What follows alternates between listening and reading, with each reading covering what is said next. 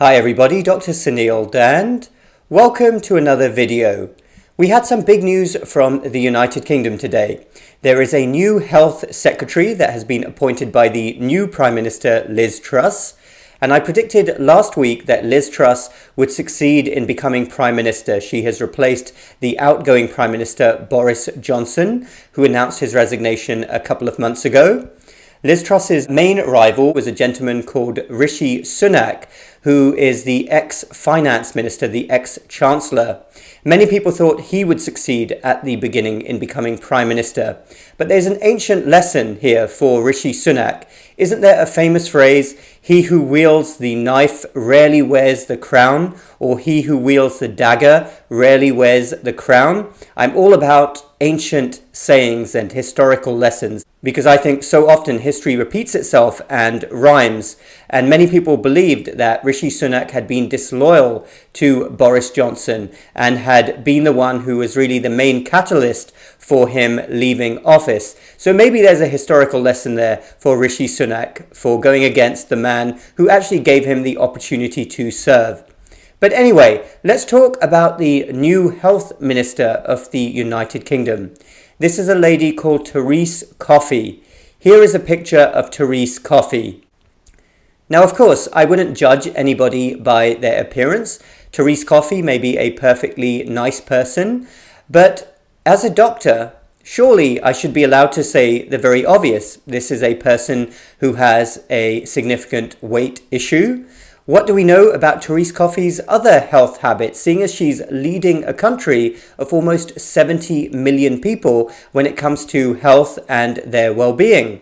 Well, we know that Therese Coffey is a lady who likes smoking cigars, and we also know that her office was well known for ordering takeouts, takeaways well into the evening, and had a culture of late night drinking. This was widely reported. Whether or not Therese Coffey was engaging in these activities, we know her office was. So maybe she had a high chance of being in the office. So am I alone in thinking that a leader of the health department of a major country should be a good advertisement for health and well-being? Is that a somewhat old-fashioned or unacceptable thing to say? Because I absolutely do believe it. Because when it comes to health and well-being, we know that the United States has one of the worst statistics in the world when it comes to metabolic health, but the United Kingdom is not too far behind either. Obesity rates have been soaring with devastating health consequences. But don't take it from me. Take the words from the outgoing Prime Minister, Boris Johnson. Do you know how much fatter we are post-COVID? I think I saw a figure the other day. I'm giving you this exclusively, okay? I think there's 36% more obesity. I think can that possibly be right? It's huge. There's been a huge increase in obesity as a result of or 36% of people are fatter than they were. Maybe that's probably a more accurate way of expressing the statistic. And we were already, before the thing began, Philip, we were already the fattest nation in Europe, with the possible exception of the Maltese.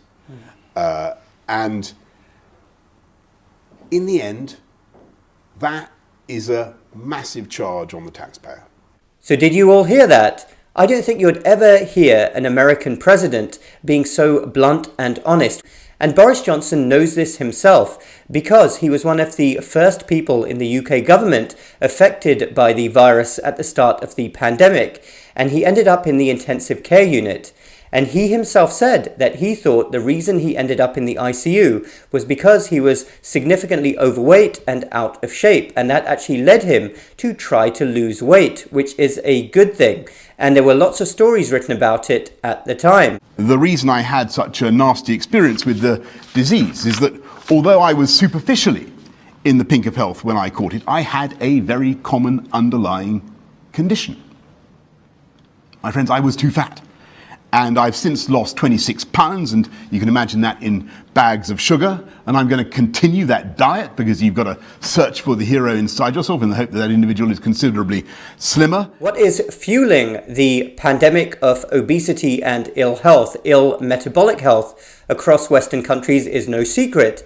It is our diet of processed junk foods, diets which are extremely high in refined carbohydrates, off the charts sugar intake, combine that with simply eating too much, way more than our ancestors did, and also being sedentary.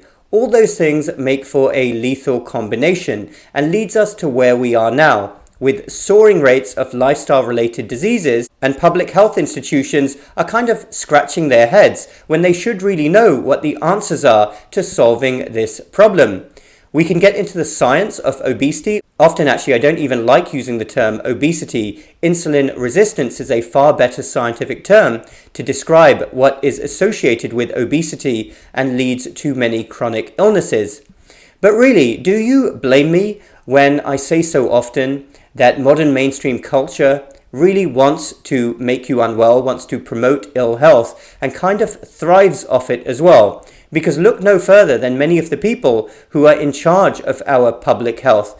And Therese Coffey's appointment makes me think this even more. And again, this is nothing against her as a person. She may be a perfectly nice person, but you have to have people in charge of health departments who are role models when it comes to health. In fact, the healthcare community, the medical community, is actually going completely the other way.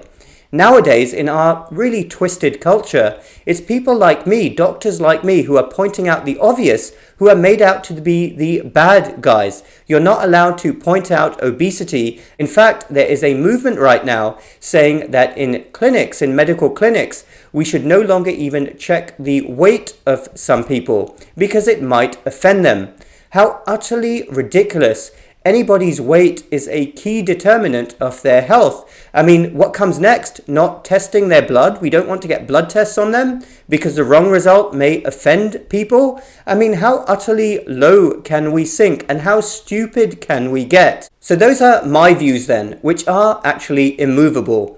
I don't think that we should have people in charge of the health of a country. I mean, we're talking about a country of 70 million people. And look at the person who is going to be in charge of the health of the nation. Thanks everybody for listening. Dr. Suneel Dhand. Let me know your thoughts down below. Do you think that I'm wrong here? Do you think I'm being too harsh? Do you agree with me? It's all about open, honest debate.